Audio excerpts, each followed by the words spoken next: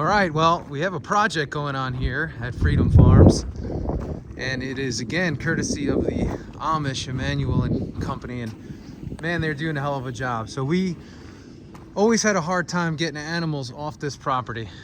There was never any corral system built or any way to do it, so I'm guessing that the previous crew just ran everyone through the barn and hoped for the best, and that was just really difficult for us to do. So what we did was we built an angular chute here so we could back a trailer up right here, or we could get them right into the barn and run some temporary wire.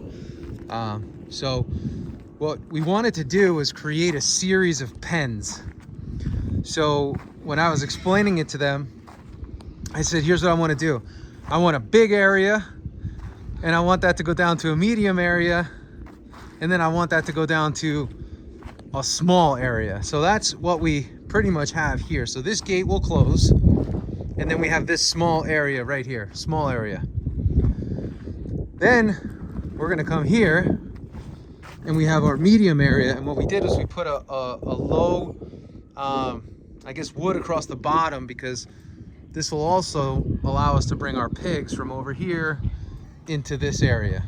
Okay, now I know some of you don't like that I move the camera a lot, but I'm trying to show a lot, so sit back and relax. We'll do our best to slow the camera movement. I had to remember that today. So this is our medium area right here, to the small area, up to the chute, and we can even back a truck up right there if we need to. And then this is sort of a transitionary area where when we have the cows cross the street, they could go down this laneway and head out to pasture, or we have a bigger corral that we're building right over here. So big to medium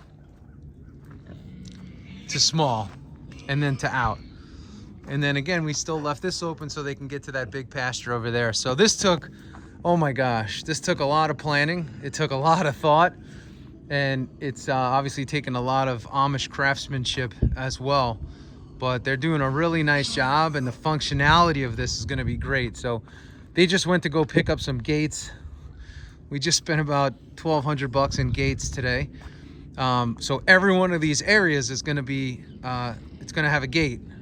So we'll be able to contain animals in each of these pens and separate them accordingly. So, you know, in not being able to get animals off the farm as efficiently and as effectively as we would like, you know, there's a cost to it, right? We end up keeping animals on the farm too long. We end up, you know, not being able to cull certain animals out just because of the work involved. So, I mean, this is going to be an absolute game changer for us. I mean, a big investment, yes, but I mean, this is all milled wood that these guys milled themselves. The posts are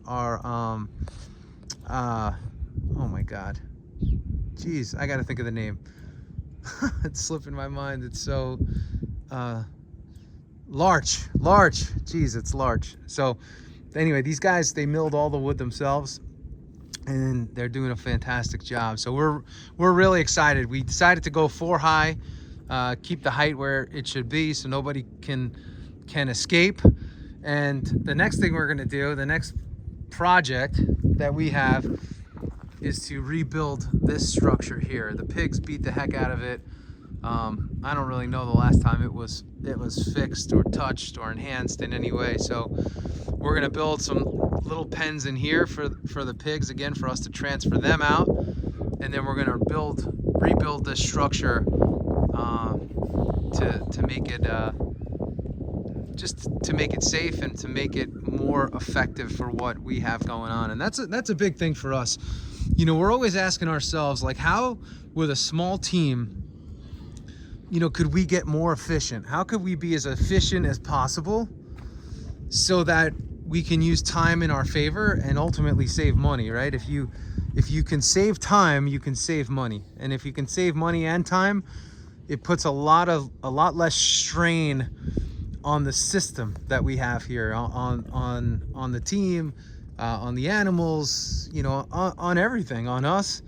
So efficiency is what we are in absolute pursuit of. We're in pursuit of efficiency here, and it requires a lot of time to just think through.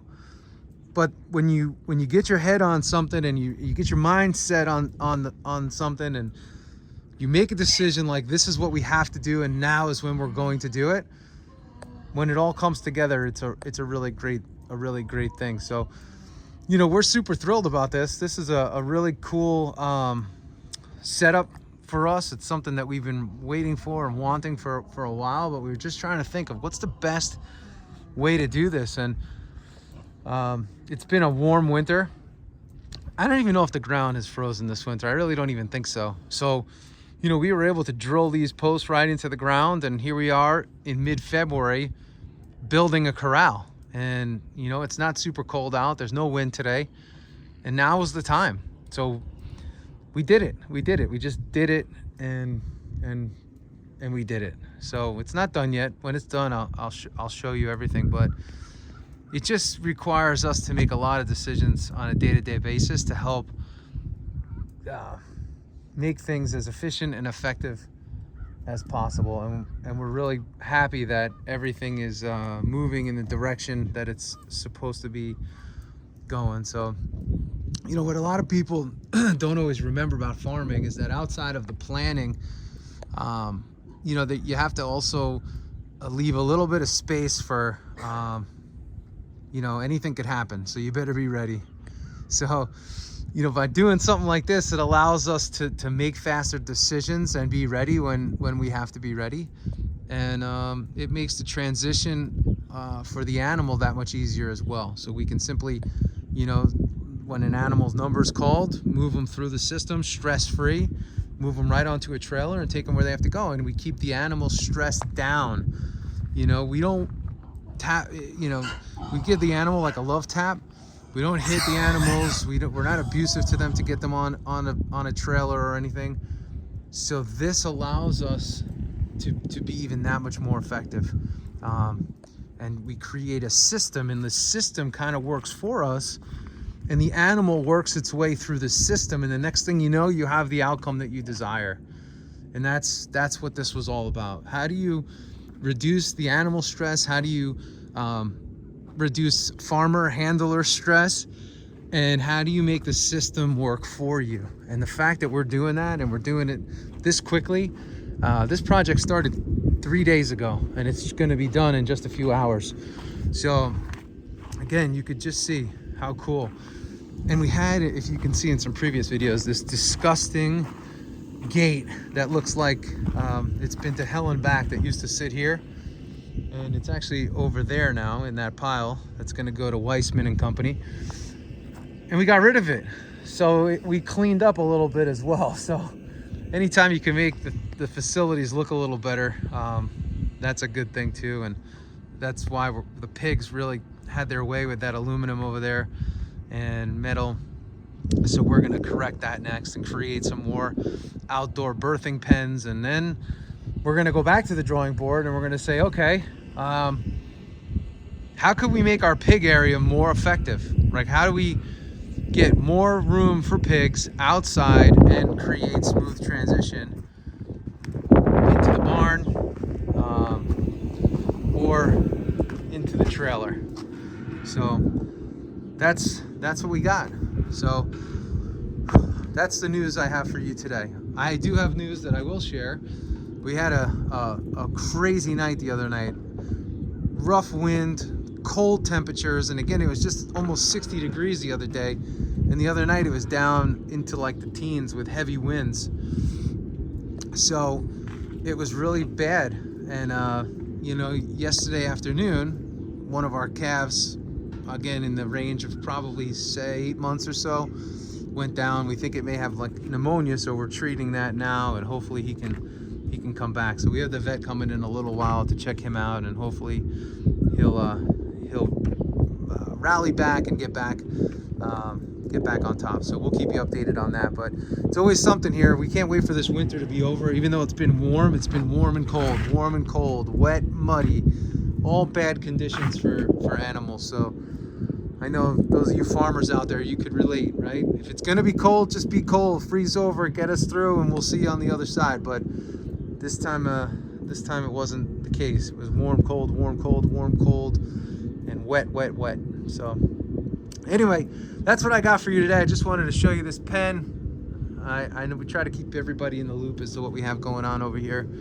And that's what we got. So we'll see you soon. And have a great day. Have a great night. Have a great life. We'll see you when we see you. Give us a thumbs up. Give us a like. Give us your comments. Let us know how everything's going for you on your farm. If you're a farmer, let us know. If you're not a farmer, you know what you have going on. We love to hear from everybody. And we'll see you all soon. Thanks for being a part of this journey with us. And again, I hope I did better with the still camera today. I'm doing my best, so bear with me.